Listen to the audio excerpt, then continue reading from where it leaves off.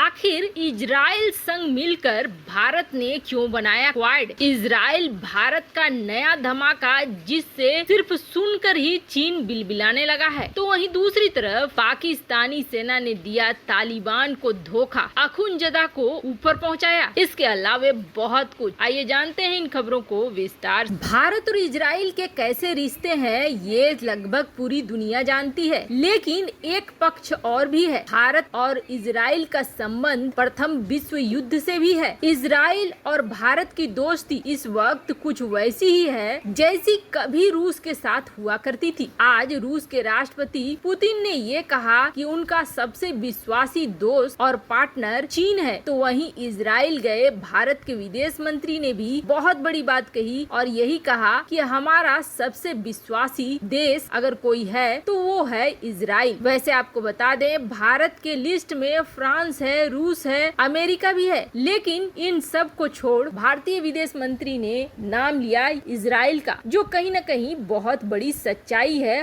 हर युद्ध में इजराइल ने इस साथ को दिया है। अब जहां एक तरफ चीन पाक पहले से परेशान थे कि जरूर कुछ बड़ा होने वाला है, तभी इजराइल के दौरे पर भारतीय विदेश मंत्री पहुंचे हैं और वो भी 5 दिनों की। तो इजराइल और भारत ने मिलकर पाकिस्तान और चीन के इस डर को कर दिया है सही साबित। और आपको सुनकर आश्चर्य होगा कि चीन और पाकिस्तान के खिलाफ इस बड़े कदम में साथ भी दे दिया है, तो किस देश ने? यूएई ने साथ दे दिया है। अब क्या है मामला, तो जानिए। भारत ने इजराइल संग मिलकर एक नया क्वाड बनाया है और ये क्वाड चीन की आर्थिक नीतियों को और आर्थिक कामयाबी को तोड़कर रख देगा। दरअसल सेंट्रल एशिया में चीन घुसना चाहता था और सऊदी अरब के रास्ते धीरे धीरे उसने रास्ता बनाना भी शुरू कर दिया। पर एक बड़ा खेल ट्रंप ने खेल दिया था काफी पहले और इसी खेल का असर अब देखने को मिल रहा है। ट्रंप ने इजराइल और यूएई के बीच अब्राहम अकॉर्ड कराया,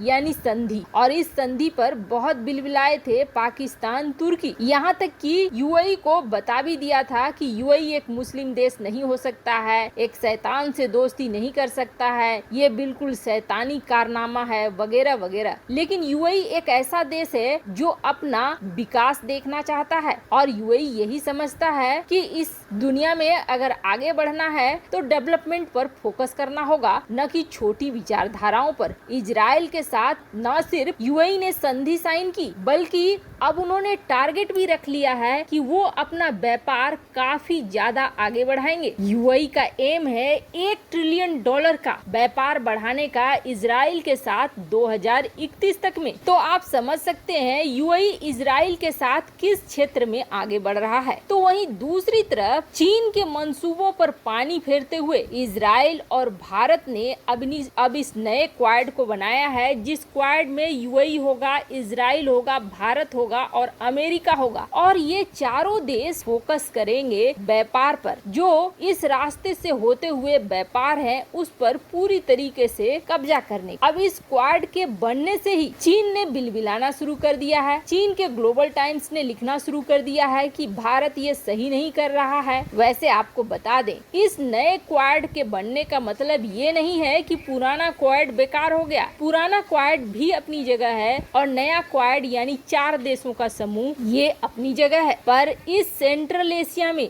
बहुत बड़ी ताकत बन गया इजराइल, भारत, अमेरिका, यूएई के साथ जुड़कर। ये बहुत बड़ी चीज है जो रूस को भी खलेगी और चीन को भी खलेगी। सेंट्रल एशिया में रूस अपनी जगह बनाने के लिए तालिबान की तरफ से रास्ता ढूंढ रहा था और चीन भी उसी की तरफ से रास्ता ढूंढ रहा था। लेकिन अब सेंट्रल एशिया में मुस्लिम देशों के बीच में यूएई बनेगा वो रास्ता, जहां से मुस्लिम देशों के बीच ट्रेड को, व्यापार को बढ़ाएंगे ये देश। अब किसी चीज पर अगर चीन बिलबिलाना शुरू कर रहा है, इसका सीधा मतलब है कि भारत ने ये चीज बहुत सही की है। वैसे बहुत पहले भी ये कहा जाता था कि ट्रंप और यूएई इजराइल ने जो ये संधि करवाया है, यहाँ कहीं न कहीं रोल भारत का भी है, क्योंकि भारत के यूएई के साथ भी अच्छे संबंध है और इजराइल के साथ भी अच्छे संबंध है। खैर, ये तो रही चीन और पाक की क्लास एक तरफ, वहीं दूसरी तरफ भी धमाल मचा हुआ है, जहां धोखे का खेल बहुत ज्यादा चल रहा है। चोर चोरी से जाए पर हेरा फेरी से न जाए, पर यहाँ पाकिस्तान ने तो डकैती कर दी है, और ये डकैती किसी और के घर में नहीं बल्कि तालिबान के घर में ही कर दी है। हमने हाल ही में देखा था, जब सरकार गठन की बात आई थी तब इस तरह की खबरें आई थी कि मुल्ला बिरादर के गुट में और हक्कानी गुट में लड़ाइयाँ शुरू हो गई थी। अब इस क्रम में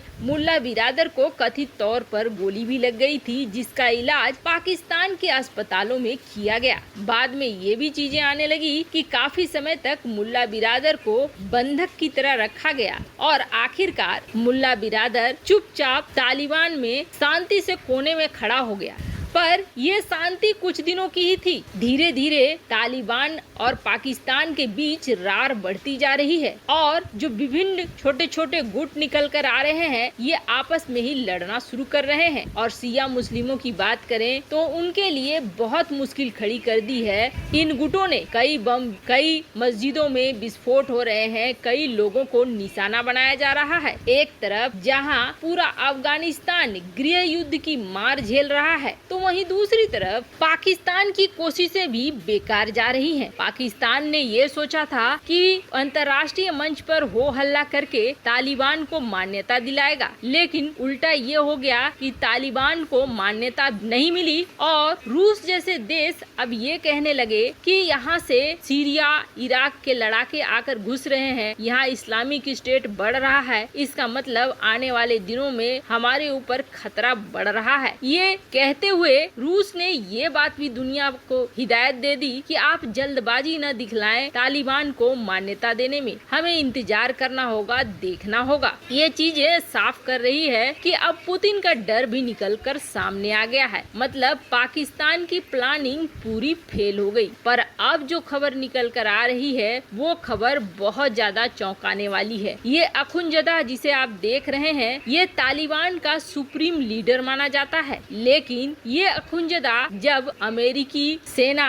अफगानिस्तान में थी तो ये पाकिस्तान पहुंच गया था और पाकिस्तानी सेना ने इसे कथित तौर पर शरण दी थी। लेकिन फिर अचानक से अखुनजदा की मौत की खबर आ रही है और इसकी पुष्टि तालिबान ही कर रहा है। तालिबान का ही कहना है कि अखुनजदा नहीं है। और अब जो खबरें निकल कर आ रही है वो ये कह रही है कि दरअसल पाकिस्तान के अंदर ही किसी हमले में अखुनजदा को ऊपर पहुंचा दिया गया। अब शक की सुई घूम रही है पाकिस्तानी सेना की तरफ कि अखुनजदा को ऊपर पहुंचाने में कहीं न कहीं बड़ी भूमिका निभाई है पाकिस्तान ने। वैसे आपको बता दें, तालिबान का अगला निशाना कोई बनने वाला है तो वो पाकिस्तान ही बनने वाला है और इसकी शुरुआत बॉर्डर पर होती हुई भी दिख रही है। वैसे आपको क्या लगता है, भारत ने इजराइल के साथ ये क्वाड बनाकर सही किया या गलत किया? कमेंट कर अपनी राय जरूर बताएं। जल्द मिलते हैं अगले वीडियो में नई खबर के साथ।